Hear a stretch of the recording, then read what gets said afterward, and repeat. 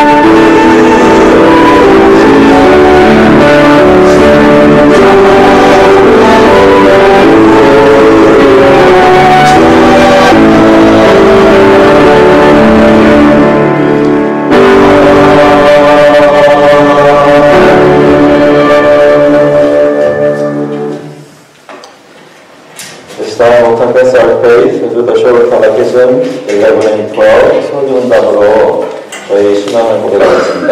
제가 질문을 읽을 때 답을 한국말과 영어로 읽어주시면 되겠습니다. 소리문답 11문 하나님께서 섭리하시는 일이 무엇입니까? 하나님께서 섭리하시는 일은 모든 피조물과 그 모든 활동을 가장 거룩하고 지혜롭고 능력 있게 보존하시며 통치하시는 것입니다. Number 11. What are God's works of providence? God's works of providence are His most holy, wise, and powerful preserving and governing all His creatures and all their actions. 12문 사람이 창조받은 지위에 있을 때에 하나님께서 그에게 행하신 특별한 섭리는 무엇입니까? 하나님께서 사람을 창조하실 때 완전한 순종의 조건으로 생명 영향을 내주시고 선악을 알게 하는 나무의 열매는 그것을 사망의 벌로서 거머쥐었습니다. Question 12. What special act of providence did God exercise toward man in the estate wherein he was created? When God had created man, He entered into a covenant of life with him upon condition of perfect obedience, forbidding him to eat of the tree of the knowledge of good and evil upon pain of death. 하나님께서 저희 삶 속에 섭리하실 때 특별히 저희를 창조하신 것으로 끝나는 것이 아니라 지금도 보존하시고 보호하시는 것 기도 부릴 수 있기를 바랍니다. 시간에는 하나님께 회개하는 기도를 드리도록 하겠습니다. 다 같이 앉아서 하나님께 기도하겠습니다. 그때 지난주에 있었던 모든 일들 기억하시면서 예수 그리스도께서 저희 모든 죄를 사하시고 저희를 하나님의 거룩한 백성으로 만들어주시고 확신하시면서 기도하시겠습니다. At this time, we'll confess our sins to the Lord as we remember Jesus Christ who died on the cross for all our sins, past, present, and future. 같이 기도하시겠습니다.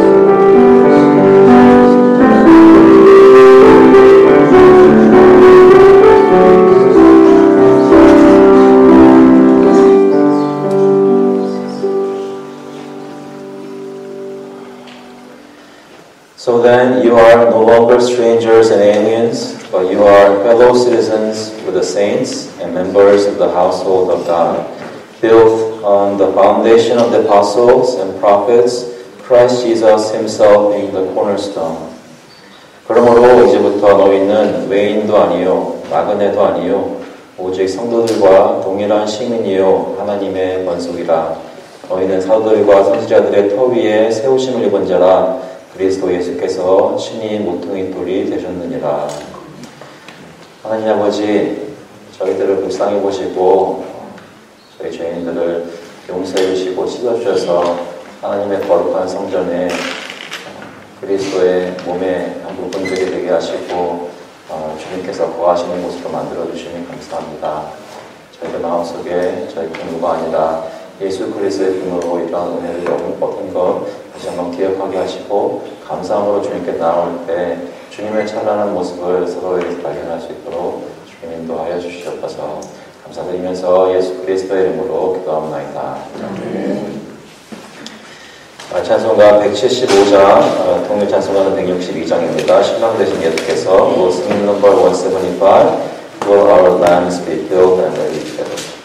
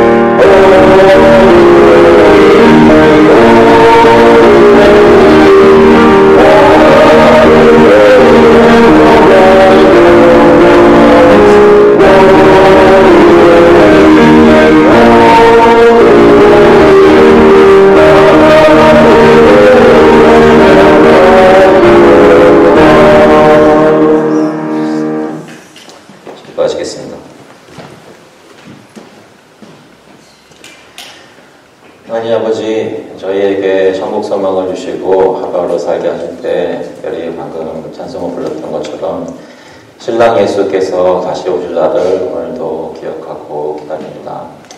아버지께서 저희 마음속에 믿음을 주신 것이 저희가 천국 소망을 가진 것, 예수님 재림하신다는 소망을 가진 것으로 증거되게 하시고 이 세상에서 살지만 이 세상이 다가 아닌 것을 마음속에 기억하고 예수님께서 다시 찾아오실 날을 정말 마음속에 고대하고 바라며 그날을 소망하며 살 수 있도록 주님께서 인도하여 주셔서 저희 가정에서 사는 모습이나 직장에서 일하는 모습이나 또 이 커뮤니티에서 이 나라에 사는 모습이 정말 저의 마음이 어디에 있는지 하늘의 보화를 꿈꾸는 자들로 살고 있다는 것을 증거하게 하시고 저희들 마음속에 이 세상에서 어떤 일을 겪든지 어떤 고난이 있더라도 하나님 절망하지 않고 오히려 하나님의 신실한 약속을 굳게 믿으며 정말 마음속에 절망하지 않고 살 수 있도록 주님께서 인도하여 주셨습니다.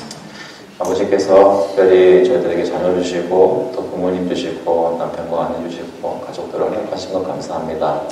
가족들을 위해서 열심히 살지만 이 세상에서 잘 되는 것만을 위해 사는 것이 아니라 특별히 저희들 모든 가족들 마음속에 예수 그리스도가 형성이 되고 마음의 소망이 주님께 향하는 것을 가정에서 늘 얘기하고 말씀을 나누며 서로를 격려하고 위해서 기도하는 그런 가정 안에서의 삶이 될 수 있도록 주님 인도하여 주셨어서 그런 것들을 특별히 교회에 나와서 예배를 드릴 때마다 매 주일마다 서로에게 리마인드하고 서로가 혹시 잘못 가고 있는 모습이 보인다면 눈물과 기도로 서로를 공면하며 같이 함께 천국을 향해 힘차게 나아가는 그런 교회 될 수 있도록 힘쓰게 주님 인도하여 주시옵소서.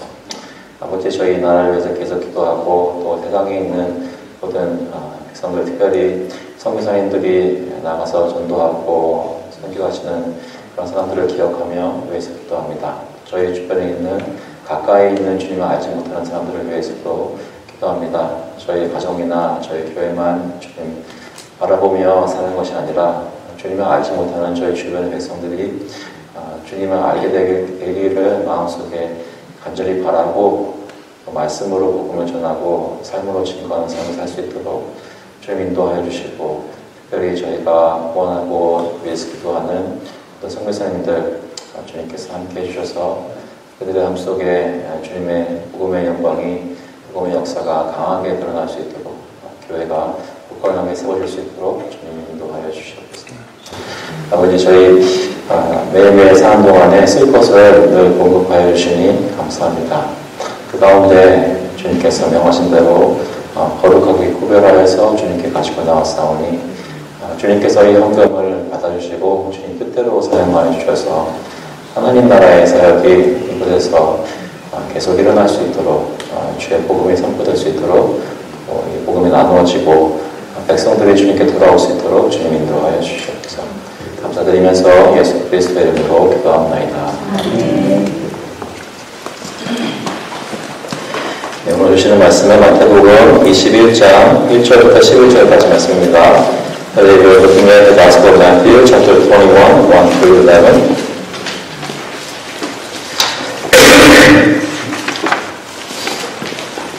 마태복음 21장 1절부터 11절까지 먼저 영어로 읽고 한번로 읽겠습니다.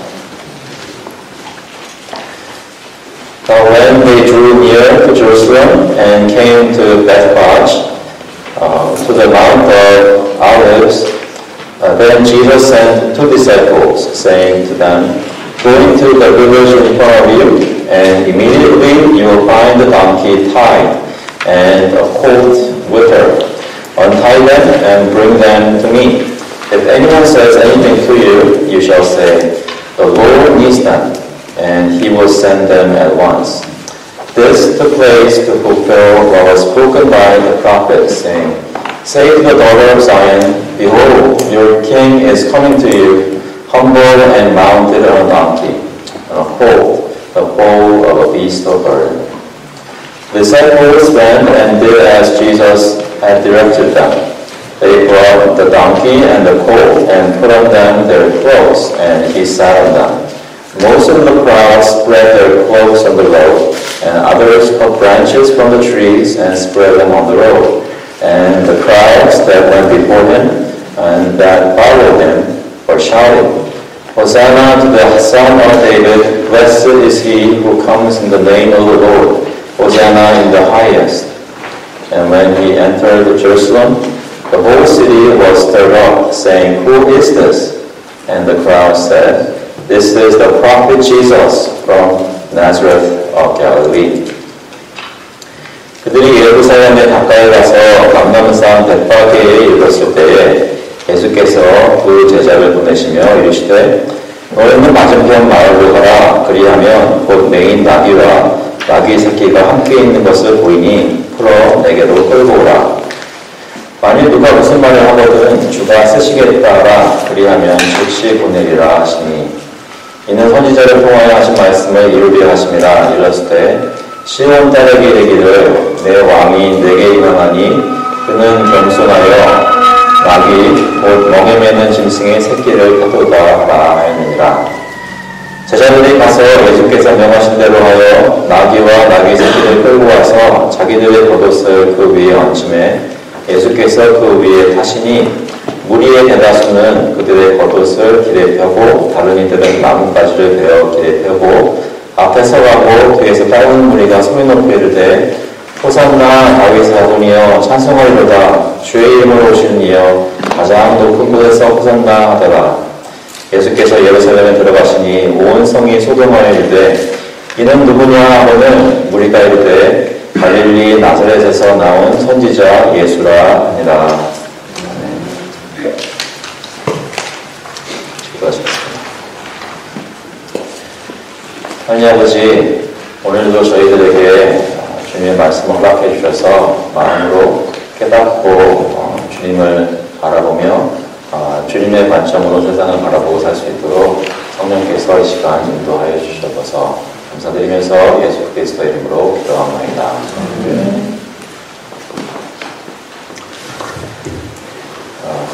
여러분께서는 사시면서 혹시 기대했던 것이 이루어지지 않아서 마음속에 실망하셨던 적이 있으십니까? 그런 것을 굉장한 기대를 가지고 기다렸는데 막상 그 일이 일어났을 때 생각만큼 그것에 기대에 미치지 못해서 혹시 실망하셨던 적은 있으신가요? 혹시 여러분 중에 결혼하신 분들은 결혼하실 때 큰 기대를 가졌는데 그 기대에 부응하는 결혼 생활이셨나요? 자녀를 낳게 되면서 아들이 생기면 딸이 생기면 굉장한 것들을 바라고 출산을 하는데 혹시 자녀가 여러분들 속삭이는 그런 일은 있으셨습니까? 여러분 직장이나 학교나 또 여러분이 속하게 된 교회나 또 여러분과 친한 친구가 여러분을 실망시킨 적은 없나요? 기대했던 것이 이루어지지 않으면 특히 어떤 사람에게 어떤 기대를 가졌는데 그 사람이 여러분의 기대에 부응하지 못한다면 여러분은 그 사람을 어떻게 대하십니까? 어떤 분들은 그렇게 말씀할 수 있겠죠. 그러니까 기대할 만한 것을 기대해야지 라는 분도 있을 수 있습니다. 처음부터 이 사람은 기대할 만한 사람이다라고 생각하는 사람을 잘 골라야지 이렇게 생각하실 분도 계실지 모르겠습니다. 이런 말씀을 드리냐면 오늘 저희가 읽은 본문은 예수님께서 예루살렘 성에 들어가시는 그런 장면을 기록하고 있습니다. 1절에 보시면 그들이 예루살렘에 가까이 가서 감람산 벳바게에 이르렀을 때, 그래서 이제 뭐 예수님이 예루살렘에 들어가게 되시면 어떤 일이 있을 것이라고 제자들 또 그리고 예수님을 알고 따라가는 많은 사람들은 엄청난 기대를 했었던 것이죠. 보면 예루살렘에 가까이 가서 감람산 벳바게에 이르렀다고 하는데 이 벳바게는 예루살렘에서 정확하게 얼마나 떨어져 있는지 고대 그 마을의 위치가 저희가 확실할 수는 없지만 아마도 1마일, 2마일 정도 떨어진 곳으로 보입니다. 거의 다 오신 것이죠. 그런데 예수님께서는 바로 예루살렘에 그냥 들어가신 것이 아니라 어떤 특별한 준비를 하십니다. 그냥 들어가시는 것이 아니라 어떠한 모습으로 들어가기 위해 그 준비를 갖추시는 것이죠. 그러니까 예루살렘에 들어가는 것이 너무나 중요한데 예수님에게 이 시점에서 굉장히 중요한 것은 예루살렘에 들어갈 때 어떤 모습으로 들어가느냐가 굉장히 중요했던 것입니다. 그래서 예수님은 예루살렘에 들어가시기 전에 벳바게 마을의 제자들을 보내서 나귀와 나귀 새끼를 준비하게 하셨습니다. 여기 보시면 1절 후반부에 보시면 예수께서 두 제자를 보내시며 이르시되 너희는 맞은편 마을로 가라. 벳바게를 얘기하죠. 그리하면 곧 메인 나귀와 나귀 새끼가 함께 있는 것을 보이니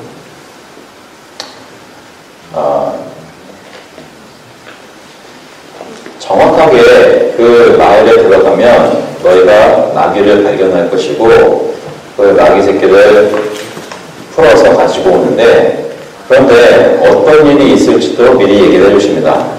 만일 누가 무슨 말을 하거든 주가 쓰시겠다 하라. 그리하면 즉시 분의를 하십니다.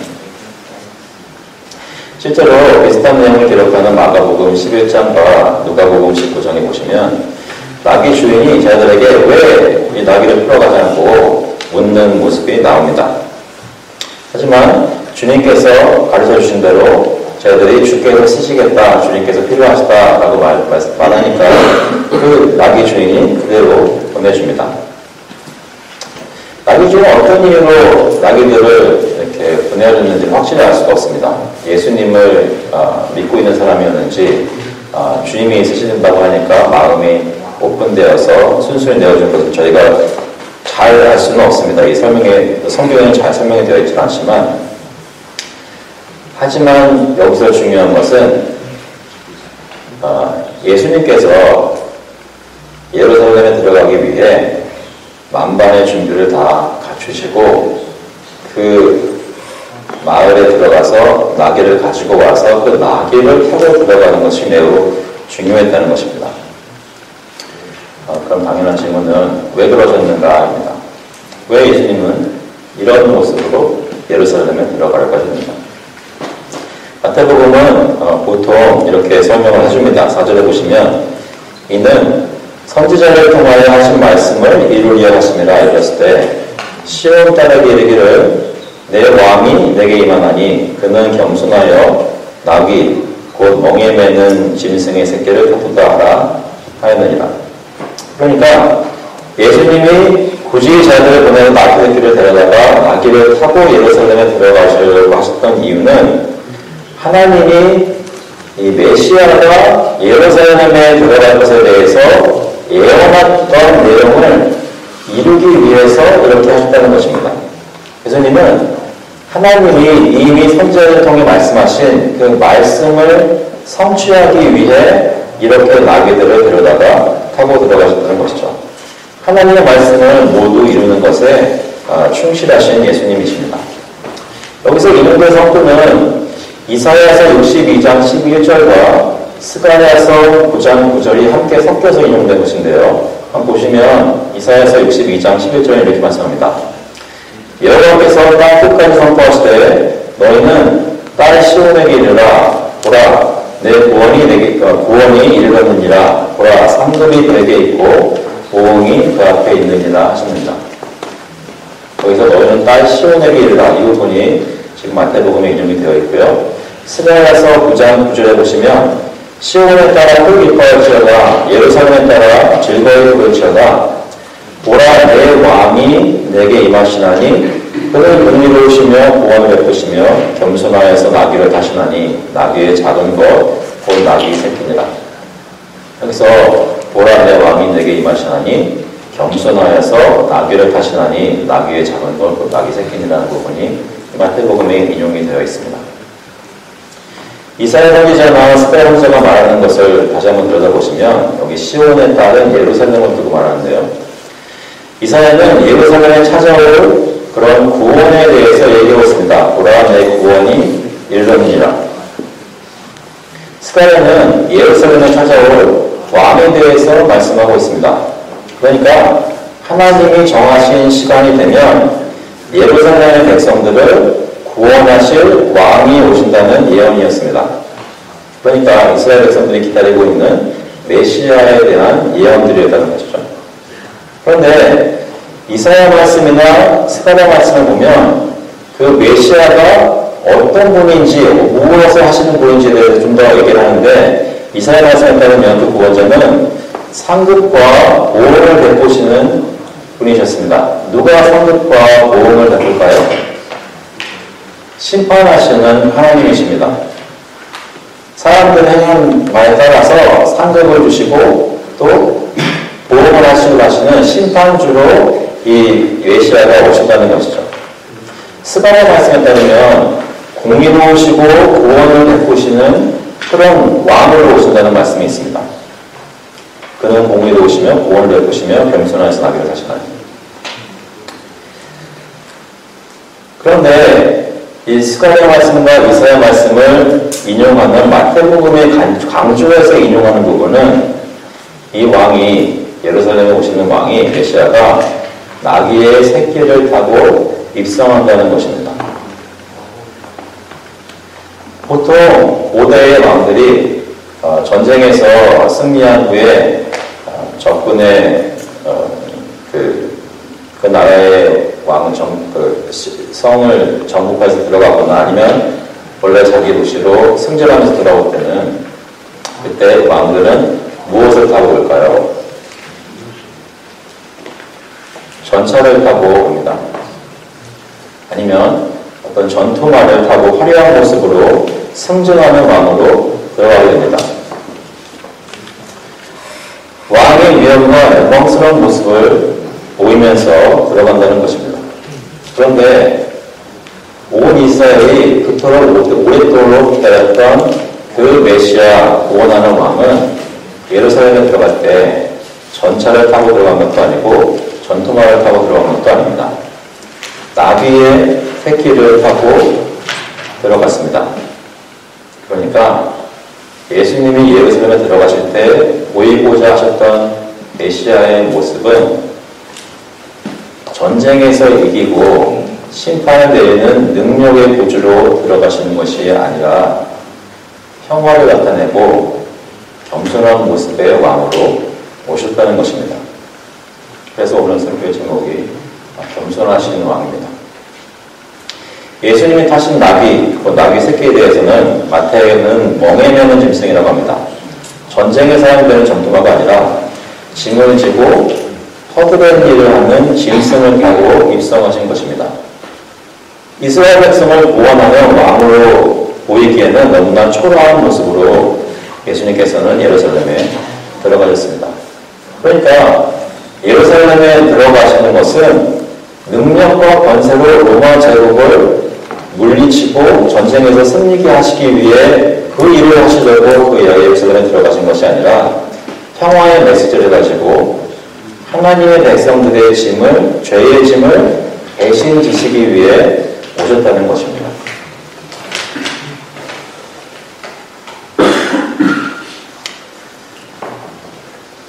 그런데 예수님은 그 생각을 하면서 들어가고 계신데 제자들이나 그를 따르는 큰 무리는 다른 기대를 가지고 예수님을 바라보았다는 것이죠.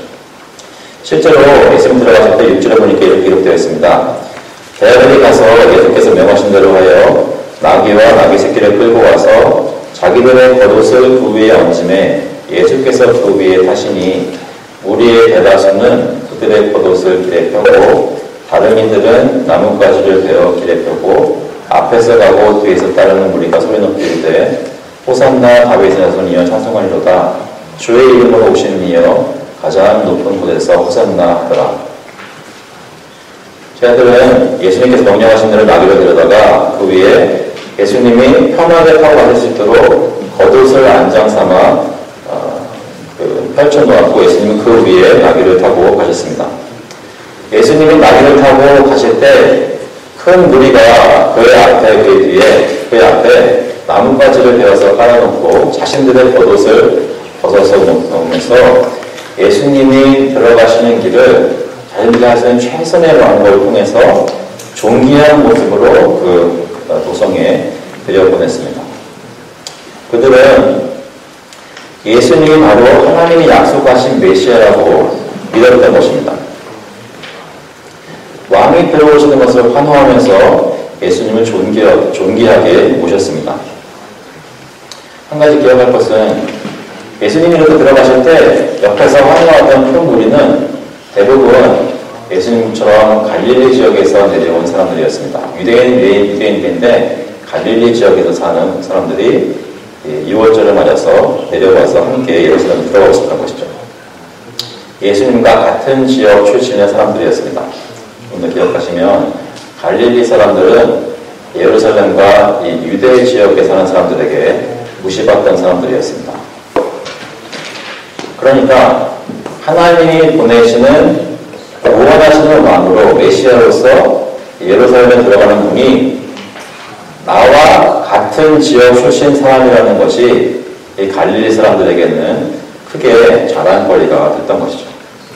괄세를 받던 시골 사람들이 자기 고향 사람이 메시아라는 사실에 의기양양하게 된 것입니다. 그래서 예수님께서 실제로 보시면 예수께서 예루살렘에 들어가시니 온 성이 소동하여 이르되 이는 누구냐 하거늘 우리가 이르되 갈릴리 나사렛에서 나온 선지자 예수라 하니라. 예루살렘에 들어가시니까 온 성이 발칵 뒤집혔습니다. 예루살렘에 있던 사람들은 모두 예수님에 대해서 듣게 된 것이죠. 갈릴리 사람들이 아니라 대부분 예루살렘에 이미 살고 있던 그 토박이들은 자기들의 성읍에 들어오신 예수님에 대해서 이는 누구냐 하고 물었습니다. 물론 그중에는 이미 예수님께서 유대 지역에 들어오셔서 행하셨던 기적을 보고 들었던 사람도 상당히 있었을 것입니다. 하지만 이 예수님에 대해서 그렇게 중요하게 생각하지 않고 먼 시골에서 올라온 어떤 선생님이 또 예루살렘에 왔는데 이 사람은 도대체 어떤 사람인가 하고 의심과 경계의 눈초리로 바라보던 사람들도 있었을 것입니다. 그들의 생각 속에는 갈릴리에서 무슨 선한 것이 나겠냐는 생각이었을 것입니다. 이 사람들 누구냐? 라고 묻는 질문에 예수님과 함께 호산나 외치며 환호했던 갈릴리 사람들이 대답합니다. 뭐라고 대답합니까? 우리가 이르되 갈릴리 나사렛에서 나온 선지자 예수라 하였습니다. 그 사람들이 얘기할 수 있는, 말할 수 있는 가장 큰 존귀한 칭호는 하나님으로부터 오신 선지자라는 것이었고, 이르되기는 특히 그 선지자가 자기는 고향에서 온 갈릴리 나사렛에서 왔다는 것이 가장 중요한 부분이었습니다.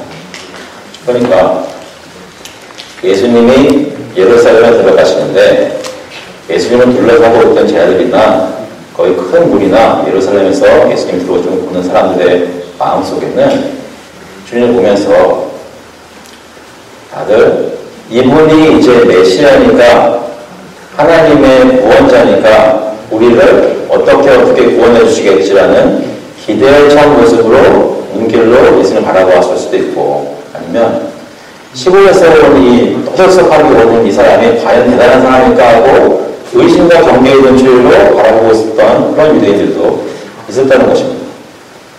하지만 그런 일들이 있을 때 그 사람들이 바라보고 있었던 것은 모두 다 예수님을 환호하고 호산나 외치며 많은 군중이 떠드는 모습만 바라보면서 자기 마음속에 여러 가지로 생각했던 것입니다.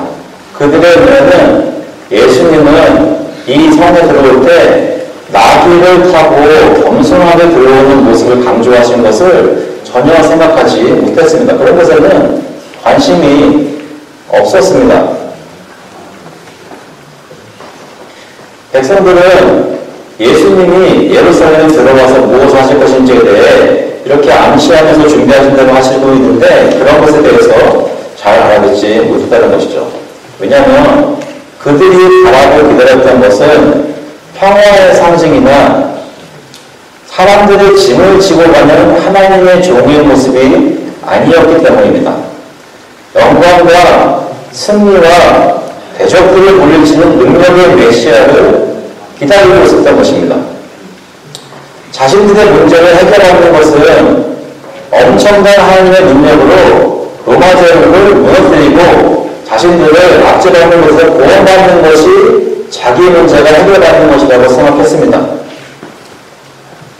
또 그에 따라 얼마나 큰 유익이 자기들에게 있을 것인지 그런 것에 관심이 있었던 것입니다. 하지만 예수님은 자기 백성을 죄와 사망으로부터 구원하시기 위해 예루살렘에 들어가신 것입니다.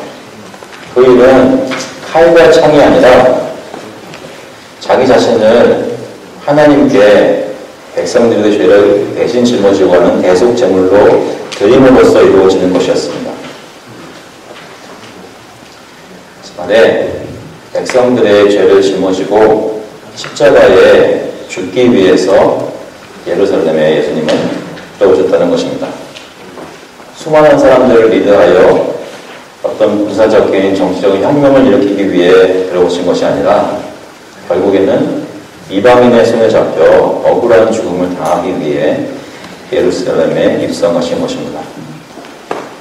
이제 얼마 안 있으면 며칠 후에는 지금 막 환호하는 이 호산나 외치는 사람들이 다 예수님을 십자가에 못 박으라고 소리칠 것이고 예수님을 죽기까지 따르겠다고 하는 제자들도 예수님이 정작 십자가에 달려 죽으실 때 다 뿔뿔이 흩어지고 말 것입니다.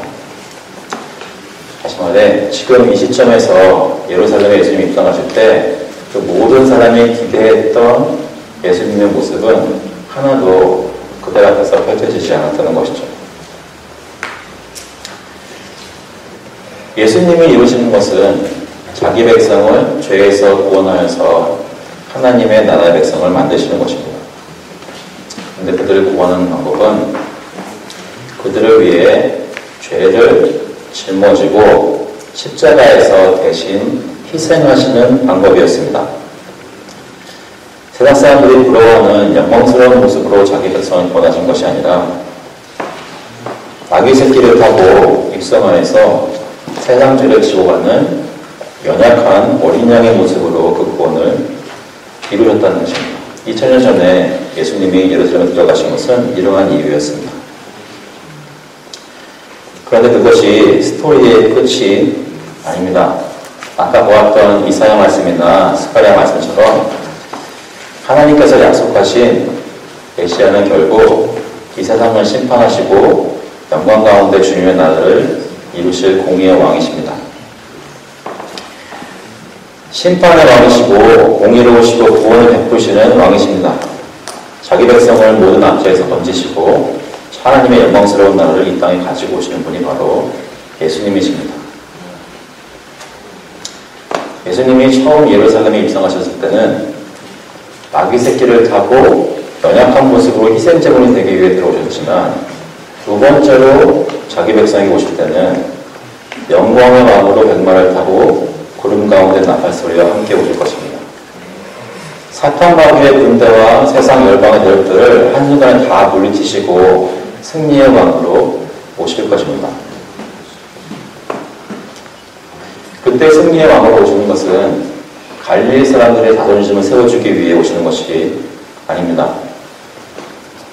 온 세상을 위해서 자기 독생자를 내어주신 하나님의 선하심을 나타내고 하나님께서 온 세상의 진정한 주권자이시고 왕이신 것을 증명하시기 위해 오시는 것입니다. 몇 가지만 나누고 적용하고 마치겠습니다. 왜 이렇게 말씀을 설명드렸냐면 아마 제가 지금 말씀드린 것들 중에 처음 들으시거나 잘 이해 안 되시는 것은 없을 것이라고 생각합니다. 저 오늘 그리고 이번 주에 곰곰이 생각을 해보면 좋겠다는 것이 있는데 그것은 뭐냐면 혹시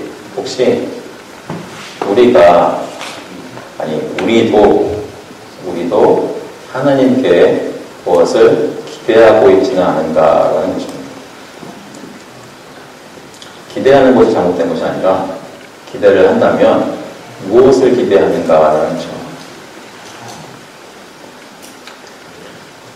여러분의 가정에 대해서 기대하는 게 있다면, 여러분의 교회에 대해서 기대하는 게 있다면, 여러분의 사업이나 여러분의 삶을 놓고 인생에 기대하는 것들이 있다면 그것이 정말로 예수님이 우리를 통해 하시려고 하는 것인지 생각해 보자는 것입니다. 방금 말씀드린 대로 예수님은 자기 백성을 죄와 사망의 권세에서 구원하시기 위해 오셨습니다. 그런데 그 방법은 십자가에 올라가시는 고난의 모습으로 그것을 이루었다는 것입니다. 그런데 복음의 스토리는 그것이 끝이 아니라고 말씀드렸죠. 복음의 스토리의 끝은 그 왕께서 다시 오실 때 영광스러운 모습으로 하나님 나라가 찬란하게 비치게 되는 그런 역사를 분명히 하실 것입니다. 그런데 중요한 것은 지금 우리가 살고 있는 이 시점은 예수님이 재림하시기 전이란 말이에요. 또한 예수님이 십자가에 달리시고 부활하신 후입니다. 그러니까 지금 우리가 크리스천으로 산다는 것은 삶 가운데 이미 과거, 현재, 미래의 모든 죄를 용서받은 하나님의 기쁨을 누리는 영광스러운 모습도 있지만 오히려 대부분은 이 세상에서 살면서 힘들고 고난받고 어려운 모습으로 사는 것이 보통이라는 말입니다. 개개인의 차이는 있을 수 있고 때에 따라 다를 수는 있습니다. 그렇지만 우리가 이 세상을 살면서 기대해야 되는 것이 뭐냐면 우리가 주님을 다시 만나기 전까지는 어려울 것이라는 것을 기억해야 한다는 것입니다.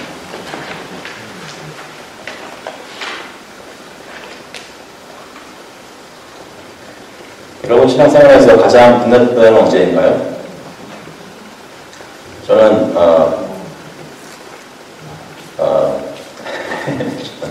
정치적으로 말씀드리자면 지금이 가장 빛났다 이렇게 말씀드릴 수 있겠지만, 사실은 솔직히 말씀드리면 제가 예수님 믿으면서 정말로 행복하고 막 정말 기뻤던 때는 대학교 1학년 2학기 때였습니다. 한두 달 시간. 그때는 정말 날아갈 것 같았어요. 예수님을.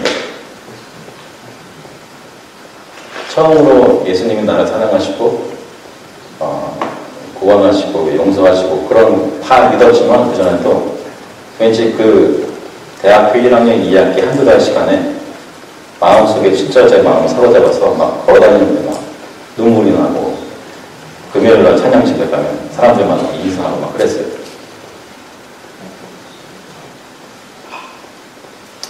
오래 가지 않았습니다. 제가 뭐 잘못해서 그런 건가요? 뭐 잘못 많이 했죠. 그렇지만 잘못해서 꼭 그렇게 된 것이 아니라고 말씀드리고 싶은 거예요.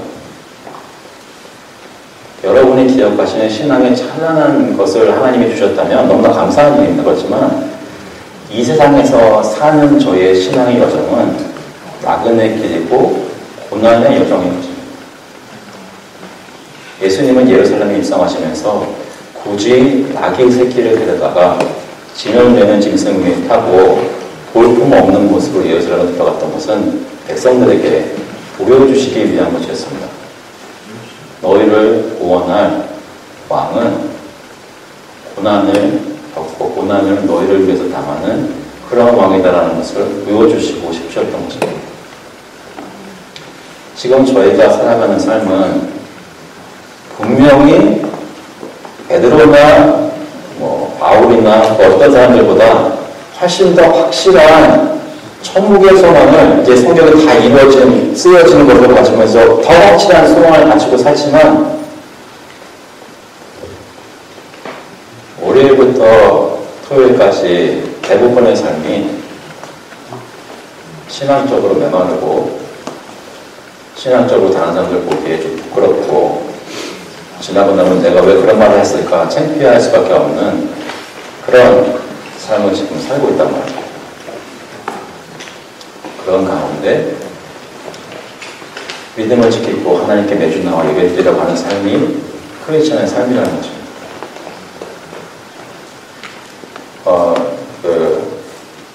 교회에 대해서 잠깐 얘기할게요.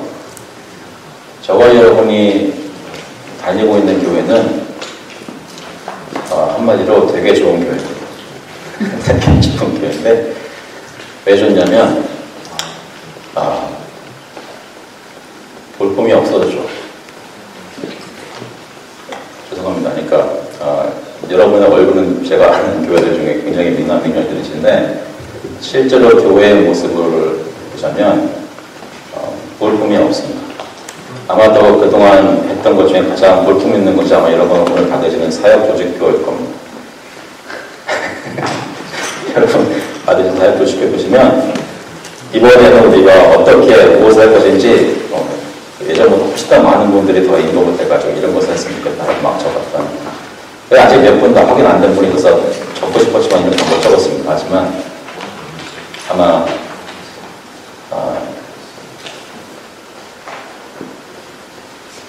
하나님이 우리에게 성공적인 2024년도를 허락하신다면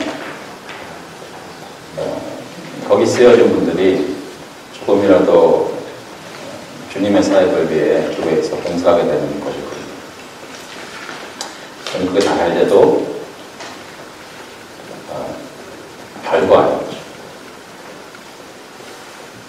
가끔 가다가 저와 여러분의 마음속에서 입술로도 나중에 우리 교회가 크게 되면 라고 말할 때가 있습니다.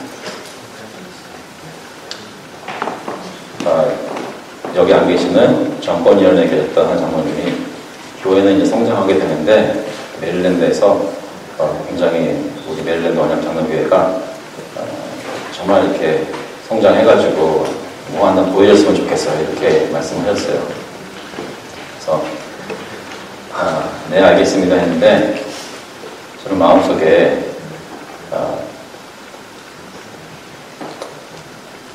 인간적으로 절대로 그렇게 될 일 없을 거라 생각했습니다. 인간적으로. 역시 인간적이란 말 딱 아니라 제가 가장 존경하는 목사님이 20년 동안 사역한 교회도 보면 지금 2사람 남았어요. 제가 이 주변에서 아는 목사님들 중에 가장 신실하게 목회하시는 분입니다. 그분의 사역은 아무것도 아닌 것일까요? 여러분 교회를 향해서 어떤 것을 기대하고 계십니까?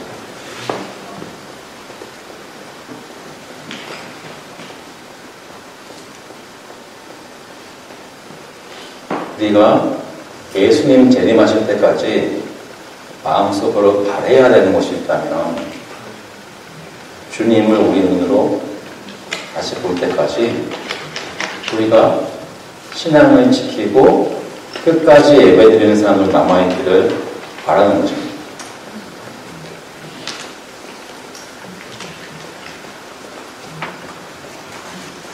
그래서 딴 거를 기대하면 그것만 생각하게 되면 어떤 좋은 일들이 일어나냐면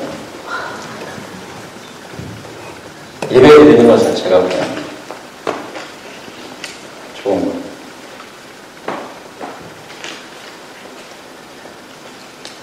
마태복음 16장 24절에 보시면 이런 말씀이 있습니다. 이에 예수께서 저희들에게 이르시되 누구든지 나를 따라오려거든 자기를 부인하고 자기 십자가를 지고 나를 따를 것이다. 누구든지 제 목숨을 구원하고자 하면 잃을 것이요 누구든지 나를 위하여 제 목숨을 잃으면 찾으리라 했습니다.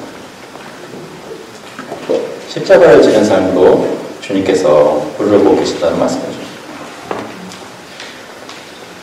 그래서 정말로 그러면 십자가를 지고 사는 삶인데 우리가 뭘 바라면서 살아야 합니까? 누가 묻는다면 갈라디아서 6장 14절에 이렇게 얘기합니다. 그러나 내게는 우리 주 예수 그리스도의 십자가 외에 결코 자랑할 것이 없으니 그리스도로 말미암아 세상이 나를 대하여 십자가를 못 박히고 내가 또한 세상을 대하여 그러하니라. 땅에 살면서 다른 것이 아니라 예수 그리스도의 십자가가 그와 함께 고난에 참여하는 것이 나에게 자랑거리가 된다는 말씀입니다. 그런데 복음의 스토리가 그것이 끝이 아니라고 했죠. 이 고난의 여정을 가는 가운데, 주님 허락하신 걸 가는 가운데 마음속에 계속 소망하는 것이 있는 것은 뭐냐면 우리는 예수님께서 다시 오실 날을 간절히 소망하며 기다려야 합니다. 빌립보서 3장 20절에 보시면 그러나 우리의 시민권은 하늘에 있는지라 거기로부터 구원하는 자 곧 주 예수 그리스도를 기다립니다. 지난주 내내 사시면서 천국을 바라셨습니까?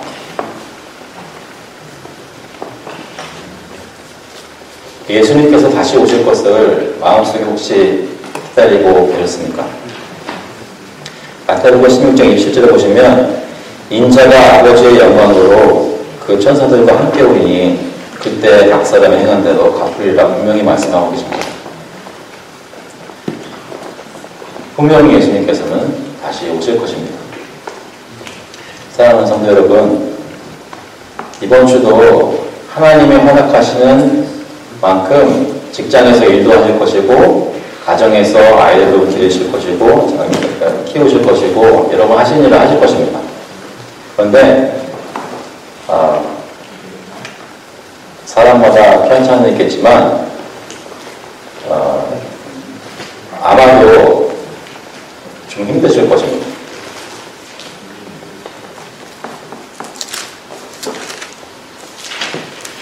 그때 여러분께 도전하고 싶은 것은 내가 뭘 잘못했기에 내가 이런 일을 겪고 있나라고 생각하는 것이 아니라 예수님께서 오늘도 나를 어여삐 보셔서 주님과 이 고난에 동참할 수 있는 기회를 주셨다고 생각을 하실 수 있기를 간절히 바랍니다. 그래서 내가 지금 사는 삶이 고통스러우면 고통스러울수록 내가 하나님을 바라게 하시는 재림의 소망을 마음속에 확인하실 수 있는 기회가 될 수 있게 간절히 바랍니다. 그런 모습으로 가정도 바라보시고 교회도 바라보시고 서로를 위해서 격려하며 기도하시는 저와 여러분 될 수 있기를 그리스도의 이름으로 축원합니다. 같이 한번 기도하시겠습니다. 하나님 아버지, 주님께서 때로는 저희 몸에 힘든 일도 주시고 때로는 저희 마음에 힘든 시간들도 주시고 때로는 우리가 아무것도 잘못한 거 없는 것 같은데 어려운 일들이 일어날 때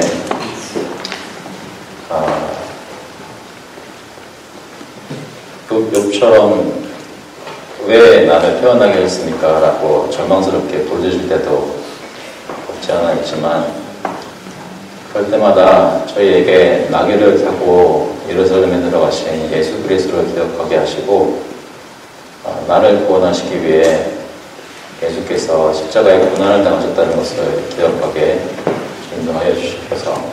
그래서 저희가 주님 만날 때까지 허락하신 하루하루를 살 때에 주님의 고난에 동참하는 것을 감사하고 영광으로 여기게 하시고 정말로 주님이 다시 오실 날에 주님을 바라보며 기뻐 진정으로 호산나 찬양할 수 있는 날을 기대할 수 있도록 오늘도 주님 저희들의 믿음을 허락하시고 인도하여 주시옵소서.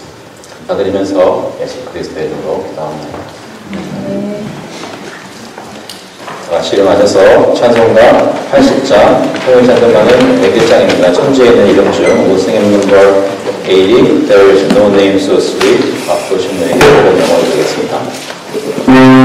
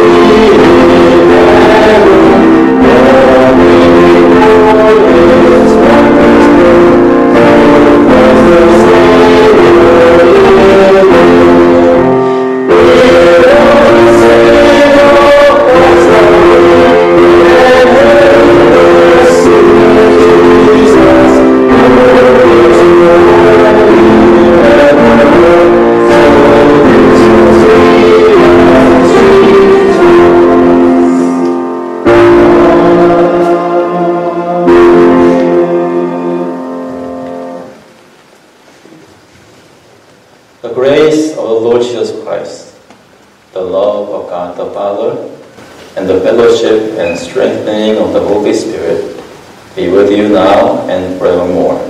저는 주 예수 그리스도의 은혜와 하나님 아버지의 극진하신 사랑하심과 성령님의 교통하시고 위로하시고 힘주심이 예수 그리스도를 바라보며 그분을 십자가를 지고 따라가기를 마음속에 간절히 소원하는 모든 교우들과 자녀들의 머리 위에 이제로부터 영원토록 함께 있을지어다.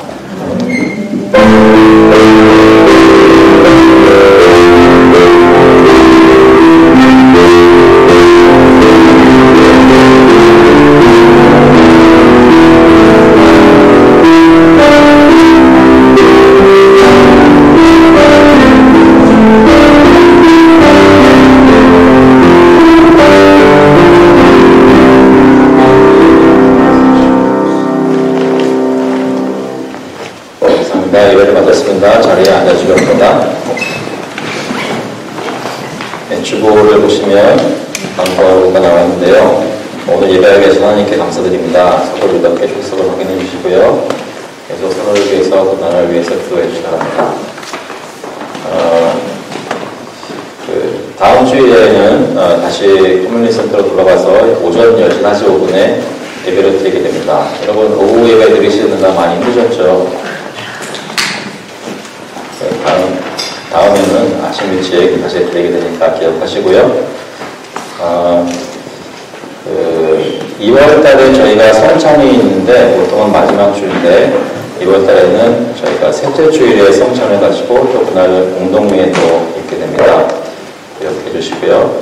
준비해 주시면 감사하겠습니다. 여기 적혀 있지는 않지만 2월 넷째 주일에는 저희가 좀 다른 주제를 가지고 예배를 드리려고 합니다. 저는 작년에 갔던 그 EM 포럼을 이번 주 화요일부터 목요일까지 아틀란타에 다녀오게 됩니다. 잘 다녀올 수 있도록 부탁드립니다. 아까 말씀드린 대로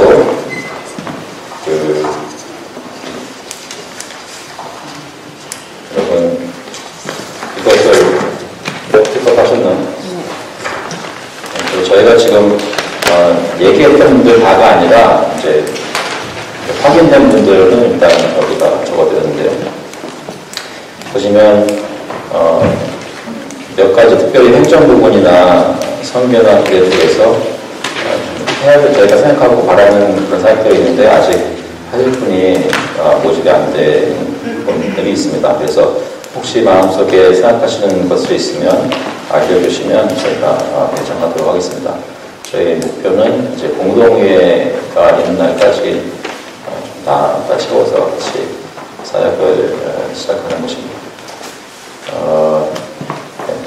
그리고 아마 좀 궁금해하시는 분들도 계실 텐데 소그룹 저희가 아직 시작을 하지 않았는데 이번에는 소그룹을 좀 다른 모습으로 해보려고 준비 중입니다. 그래서 횟수도 좀 이번에는 다른 포맷을 가지고 저희가 해보려고 합니다. 다음 주쯤에 다시 한번 광고를 더 드리겠습니다. 혹시 제가 입고 있는 광고 있을까요? 오늘 기도회 없습니까? 죄송합니다. 기도회 있습니다. 오늘 저녁 8시에 온라인으로 기도회 2월 기도회 모임이 있습니다. 제가 그 광고를 부탁드립니다. 오늘 8시에 기도회 등도 기억하시고 많은 참여 부탁드립니다. 또 광고 없으세요? 중요한 광고가 하나 있는데 지난주 알려드렸던 이기훈 교수님의 생신이 내일입니다. 오늘 맛있는 케이크를 준비했으니 같이 참여하시고 축하해 주시면 감사하겠습니다. 저는 주여 신기하도록 하겠습니다.